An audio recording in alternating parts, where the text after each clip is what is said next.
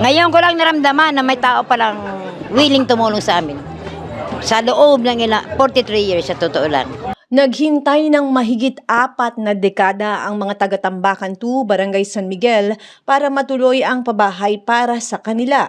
1993, nagsimula ang pangako para sa mga informal settlers dito at nitong 2023 lamang sa administrasyon ni Mayor Vico Soto ay tuluyan na itong nabili ng gobyerno.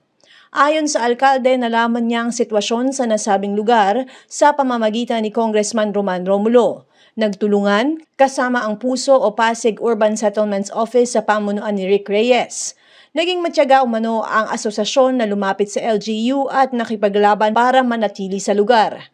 Ngayong nabili na ng gobyerno ang lupa, ilalaan ito para sa socialized housing sa mga taga-Tambacan 2. Noong 2022, hindi ko alam kung Marso yun o Abril. Nandito po kami kasama si Kong Roman, kasama si ngayon ay Vice Mayor na, Dodot Jaworski, kasama po yung mga ibang konsehal natin. At ang sabi ko po sa inyo noon, kung maaalala po, gusto po natin ayusin. Ano man yung mga minana nating problema for 43 years, samot-saring pagsubok, samot-saring problema, ba't ibang suliranin ang pinagdaanan natin dito sa Tambacan 2. Nakita natin yung ordinansa na taong 1993. Sinabi sa atin nung 1993, bibilhin ng gobyerno yan. 1993. Hindi ko na po sasabihin na baby pa po ako noon. Ganyang kalaki lang po ako noon. 89 po ako pinanganak. 1993, pinangako sa atin, may pinakitaan tayo ng ordinansa. Tapos nung 1999, pinangako. Hanggang sa iba-iba na yung nangyayari. Yung nangyari sa LPLU, yung mga lumipat sa nagpayong, yung mga bumalik, yung nangyaring eviction, yung sisimula, dapat hanggang dito, yung original na plano, hanggang dito po talaga yun. Buti na lang, hindi natuloy. At marami pa pong iba, hindi na natin para isa-isahin pa lahat ng nangyari sa atin sa nakarang 4 na dekada. 2022, in-update ko po kayo, sabi ko, ito na yung nangyayari. Pero hindi po ako sinabi sa inyo noon. Nung sumakay na po ako sa sasakyan ko at pauwi na po ako noon, sabi ko sa sarili ko, wala akong sinabihan, sa akin lang, sa sarili ko lang. Sabi ko, hindi ako babalik ng Tambacan 2 hanggat hindi natin naayos ang problema sa lupa. Kaya pagpasensyahan niyo na, may mga ilang imbitasyon po na nung nakaraan, hindi muna ako pumunta. Sabi ko talaga, hindi tayo nandito para magpakitang tao lang. Hindi tayo nandito para magpa-cute lang. Hindi tayo nandito para magsalita lang o magkwentuhan lang po o kung anong campaign promise ang pwedeng bitawan. Hindi po. Ang gusto natin, ayusin. Ang gusto natin, pagandahin ang buhay ng bawat isang residente ng Tambacan 2. 2019 hanggang 2020, binago natin ang pulisiya natin pagdating sa lupa, pagdating sa pabahay. Walang relokasyon, walang demolisyon sa lungsod ng Pasig hanggat hindi maayos ang lilipatan. Ibig sabihin, kung kinakailangan talaga, dito hindi na mangyayari yun. Pero sa ibang lugar, kung talagang kailangan, sa floodway, kung talagang hindi natin gagawin yun. Hindi tayo basta magde-demolish na hindi maayos yung paglilipatan na walang tubig, walang kuryente, pati yung mga right of way, malayo sa paaralan, serbisyong pangkalusugan. Yun yung na-experience natin sa Pasig. Mula 2019, wala na po tayong ganyan na nangyari. Dito sa Tambacan 2, mas maganda pa po. Hindi lang po in city, hindi lang po sa malapit, dito mismo ang site natin. Hindi tayo lalayo. Sa inyo na po ito. Yung step 2, yung pagbili ng lupa, pag-acquire ng lupa ng lokal na pamahalaan, yan yung pinakamahirap kasi matagal na negosasyon yan eh. Pero maganda pa rin naman dahil yung pinangako sa atin ng 30 plus years ay nagawa natin sa loob ng 3 taon. Yan naman po ang magandang balita. At gaya ng sabi ko po, sa inyo na po ito, di po kayo lalayo, pero siyempre may step 3 pa tayo. Hindi pa tapos. Ang mission natin, hindi pa tapos. Ang ginagawa po natin, gusto po natin pagandahin ang buhay ng bawat isang residente rito. Hindi tayo papayag na habang buhay ay hanggang ganito na lang ang kalagayan natin. Diba, may problema tayo sa tubig, problema sa Meralco, problema sa right of way. Huwag naman tayo pumayag na habang buhay na ipapamana natin hanggang sa mga kabataan na nandito sa harapan na ganito pa rin yung ipapamana. Pagandahin po natin. Okay lang po ba? Pagandahin natin. At sa susunod na mga araw, di ko alam kung mamaya hanggang sa susunod na mga... Mag-usap tayo. Ito, wala tayong gagawin na agaran. Sabi ko nga, proseso po ito. Gusto ko, kung ano yung gagawin natin sa Tambacan 2 ay hindi kung ano yung gusto ko. Hindi naman ako yung titira dito eh. Gusto ko po, kung ano yung gagawin natin dito, pabor sa inyo, okay sa inyo, gusto po ninyo dapat yung gagawin natin dito. Sa susunod ng mga buwan, ayusin natin yung ikatlong step, yung step number 3 po natin, i-finalize natin, ano ba talaga ang gusto natin mangyari dito, yung sa socialized housing natin. May mga plano na tayo, pero kailangan po, okay sa inyo. Kailangan po, nasa isang page po tayo, ika nga. At dapat, kung ano yung magiging final na mga plano natin para rito, para sa redevelopment po, ay pabor sa inyo, gusto po ninyo. At huwag mag-alala, kasi alam ko po yung susunod na tatanungin. Siyempre, pag nagkaroon ng redevelopment, siyempre may konting construction po yan.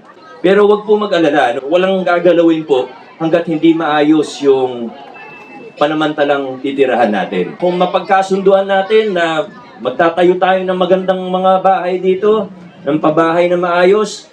Kung kailangan ng staging area, hindi rin po tayo lalayo. Staging area, pero sa dulo, dito pa rin po tayo babalik. Magkakasama-sama pa rin po tayo dito. Kita niyo naman, trabaho po talaga ako para sa lugar natin, para mapaganda po ang lugar dito. Ang totoo po niyan, ang susi po dito para umasenso. Ang Tambacan 2 ay hindi po ako. Kayo po ang susi dito. Kaya magsama-sama po tayo. Maraming salamat. Congratulations sa lahat ng residente ng Tambacan 2. Maraming salamat po. Hindi po naging madali yung issue po dito sa Tambacan 2. 1993, nagkaroon ng ordinansya para ma-expropriate. Pero, walang nangyari. Yun naman po totoo. Dumaan po, at pagdating sa 1992 na eleksyon, ano susunod? 1995 na eleksyon. Sigurado po, pinag-usapan na naman to. Dumaan na po sa 1995 election, 1998 election. Again, pinag-usapan na naman sigurado po yung issue na to. Gusto ko lang po talaga ma-emphasize. Pagdating sa 1998 election, 2001 election, napag-usapan na naman po ito. Sigurado ko po yan. Pagkatapos ng 2004 election, napag-usapan na naman po ito. So 5 na po yan na eleksyon. 2007, 2010, 2013, 2016, tapos 2019 na po nung nagkaroon ng pagbabago. So 10 eleksyon po ang dumaan. Sana hindi natin makalimutan yun. Na sigurado na pag-usapan po ang usapin ng lupa dito. Nagkaroon pa tayo ng 2-3 taon na pandemya. Kung hindi nga nagka-pandemya, di dapat nangyari na po ito nung nakaraan pa. Maayos naman yung usapan. Papagandahin yung lugar na ito para maganda yung tirahan ninyo. Yung mga bata po dito, hindi na po maglalaro dito sa mga kalsada na laging baha. Nandito na po, city na, ang may-ari nito, maayos na po ang lugar, pero maayos lang ito kung makipagtulungan po kayo. Sana po maganda yung kooperasyon natin dito. Siguraduhin natin sa lalong madaling panahon, may ayos po itong lugar na ito para yung mga bata naman po, maganda naman po yung mapaglaruan nilang lugar, magkaroon ng mini park dito, magkaroon po ng mga daan kung saan sila makakapunta na maluwag, papuntang paaralan nila. After 10 elections po, ngayon po, masasabi niyo na po, andirito na tayo. Dumating si Mayor Vico Soto. Dahil kay Mayor Vico Soto sa kanila, kay Karik, meron na tayong pagkakataon na dito, in-city resettlement na po tayo. At gawin na po natin lahat yan. May nagtatanong sabihin, Mayor, lahat naman ng tinutulungan nyo, yung mga, paano kami na renters, nagtatrabaho kami.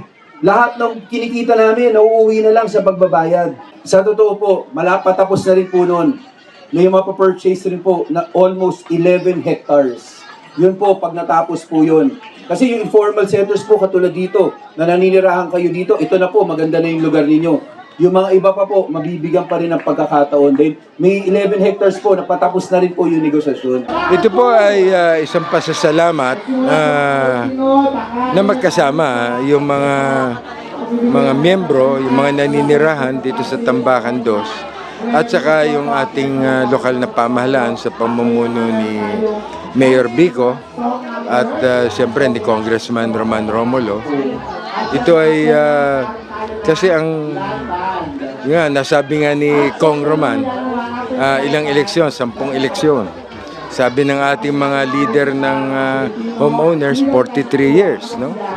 Pero ito po, yung nakaraang 3 taon, talaga pong pagsisimikap yan ng mga opisyales at aktibong miyembro ng homeowners at saka ng Pasig City Government. Talagang nagtulungan po kami dyan.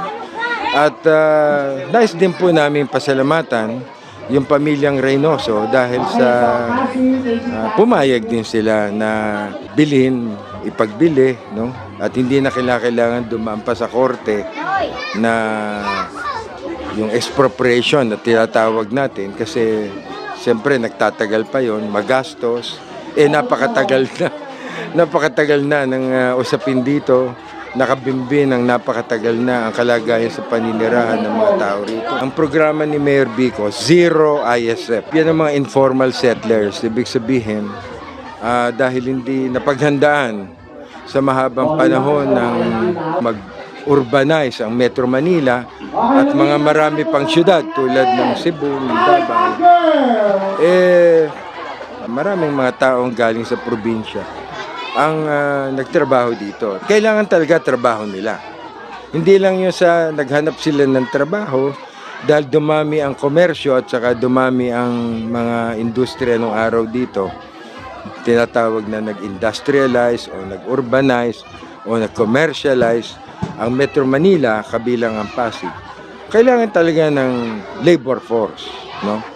At doon sa pagdami nun, hindi po napaghandaan sa mahabang panahon ang kanilang pabahay. Kung kaya't ang naging natural na mangyari, sila po ay nagtayo ng mga bahay sa mga lugar na publiko o lugar na pribado. At siyempre dahil sa hindi naman sila mataas ang kita, ang kanilang itinayong mga bahay ay hindi talagang matitibay na bahay, no? Tinawag nga silang squatter sa mahabang panahon. Pero dahil sa kanilang paglaban at saka sa pagkilala ng ating gobyerno, sila po ay informal settlers. Ngayon, noong 1992, bunga ng EDSA Revolt, isinabatas ni President Cory Aquino at ng Kongreso ng Pilipinas ang RA 7279 o yung Urban Development Housing Act. Napakahalaga po nitong batas na ito kasi ito po ang nagdeklara na lahat ng mga walang bahay, homeless, and underprivileged na mga pamilya sa mga kalunsuran natin. Manila at Cebu, yung ganyan, Davao, Iloilo, sila po ay entitled na maging program beneficiaries ng socialized housing. Kaya lahat po yan, talagang covered yan ng socialized housing program. Ibig sabihin ng socialized housing, maayos na pabahay, komportableng pabahay, at saka kakayanin ng mga manggagawang Pilipino. Ganon. Hindi naman magagawa ng overnight yan. Katunayan nga, ang tagal, 1992 pa yan. Siyempre, yung budget ng gobyerno, tapos marami ring nakialam sa implementasyon na politika, katulad nung nangyari dito, umabot ng 43 years. Pangako, politika. Nakagulo yon sa implementasyon ng batas. Ang ikatlo ay, siyempre, maghahanay din tayo ng mga priorities. Inuuna po natin at inuuna natin hanggang sa ngayon yung mga nando sa tabi ng katubigan na tinatawag nating danger zones. Dahil sa climate change natin ngayon, madaling umapaw ang tubig at madaling bumaha at nalalagay sa panganib ang buhay ng mga nakatira doon. Kaya inuuna po natin. Pero, sinasabayan din ni Mayor Vico ng pagpaplano doon po sa mga matagal nang nangungupahan. Hindi po ito ISF. Sila po ay nangungupahan sa mga apartment, nangungupahan sa malalaking bahay, at nagbabayad po ng tax yan. Kaya may obligasyon din ang ating gobyerno na hanapan sila ng pabahay. Ito po yung mga professional, mga teacher, mga empleyado ng gobyerno, at meron kaming nakalaan para dyan sa mga susunod na taon. Katulad ng sinabi kanina ni Mayor at saka ni Congressman, huwag kayong mainip. Mahaba rin kasi yung matagal, medyo maraming komplikasyon minsan yung pagbili ng lupa o pag-expropriate ng lupa at saka pagtatayo ng pabahay. Pinakamabilis po yan kung vertical, mga 1 taon at kalahati. Pero yan po mga bagong teknolohiya. Huwag po kayong masyadong mainip dahil talagang nagtatrabaho po kami. At ang puso po pag nagtrabaho, Lunes hanggang Linggo. Ito na yung katotohanan sa pagbabago. Ito yung pangako na natupad dito sa ating lugar sa Tambakan 2. Kaya maraming salamat kay Mayor Vico Sotto at kay Congressman. At siyempre sa pamunuan ng puso kay Gary Reyes na masipag na naipag-negotiate sa may-ari ng lupa. Sinabi ko nga na kailangan natin ng pagbabago, magsisimula sa ating lahat. Ito na yon. Magtutulungan kami para mabago ang lahat dito sa Barangay San Miguel. Mahal ko kabarangay, ako po ang inyong bagong kapitan. Makakaasa po kayo na ang serbisyong inyong nararapat ay bigay sa inyo makakarating po. Lahat po ng mga sinabi ni Mayor, dahil kami po naglalakad sa mga problema dito, ibinabahagi po namin kay Mayor yan. At saka kay Karex. Bago kami makapunta kay Mayor, dadamo na kami kay Karex kung ano may tutulong na sa amin. Dahil 43 years na ako dito, siyempre yung pagod, paglalakad, kung saan-saan kami nakarating, tinuturo kami kung saan-saan. Itong huli na nanalo si Mayor Vico, laking pasalamat ko na nangako sa amin niya na hindi na kayo paalisin dito. Kaya itong nakaraang buwan na nagpirma ang mga Reynoso, pumawag si Mayor sa amin, pipirma na para sila at pumapayag na rin ang may-ari ng luti na to na mabili ng gobyerno natin sa Pasig. Yan ang pinakamalaking pasalamat ko po kay Mayor Vico, kay Congressman Romulo po. Sa lahat ng mga taong tumulong sa amin dito, wala akong masasabi. Ngayon ko lang naramdaman na may tao palang willing tumulong sa amin. Sa loob ng 43 years, sa totoo lang. Maliban sa nasabing lugar, nabili na din ang ilang lupa sa Ismar at iba pang bahagi sa Kalawaan, Santolan, West Bank, Vicper para sa programang pabahay tungo sa layo ng lokal na pamahalaan na maging zero informal settlers sa Pasig City. Ako si Luan Peñano para sa latest ng iNews Pasig.